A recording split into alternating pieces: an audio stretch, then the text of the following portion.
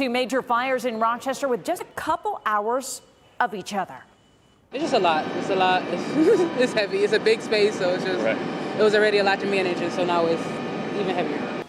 16 people are without a home and 10 people are in the hospital after two fires broke out this afternoon in Rochester. 8 of those injured are firefighters. News 10 NBC's Tom Kowalski joins us live from what's left of the townhome that caught fire on Dewey Avenue. Yeah, Nikki, just hours ago, this building was completely ablaze and it was also intact. And well, if you take a look at what you see behind me, that is no longer the case. Now, it took dozens of firefighters hours to put this out, 3 of whom had to go to the hospital for burns. So how do firefighters both battle the heat on days like today? And how does losing out on those firefighters, even for just a few days, affect the RFD's resources? Well, this is what I found out. This was the scene on Dewey Avenue just after noon Tuesday.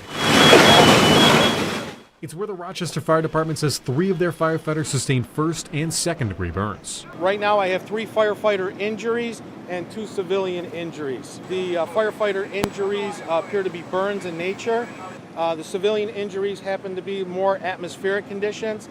Less than 30 minutes after getting the fire under control on Dewey Avenue, RFD responded to a call on West Avenue at the Flower City Art Noir Collective, an art-based summer camp.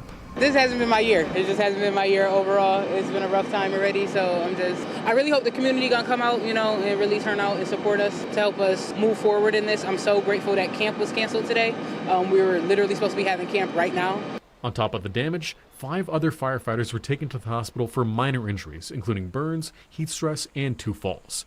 So how does RFD adapt when they're down on manpower? So what we'll do is we'll bring in additional resources to cover those firefighters, as well as covering the firefighters that are going to need a couple hours of rehabilitation to cool down and get their strength back. It all depends on what the level of heat exhaustion is, and it'll be determined by a medical provider that'll tell us, they're cleared to return to work.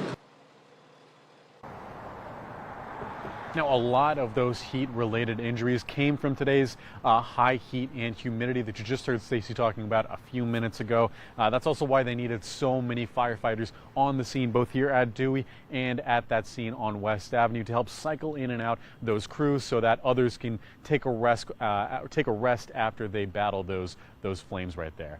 For now, though, from Dewey Avenue, Tom Kowalski, News 10 NBC. Thank you, Tom. 4 refugee families were displaced by that fire on Dewey Avenue, one of them from the Congo. Tonight, the Red Cross is helping them find a temporary place to regroup and rest.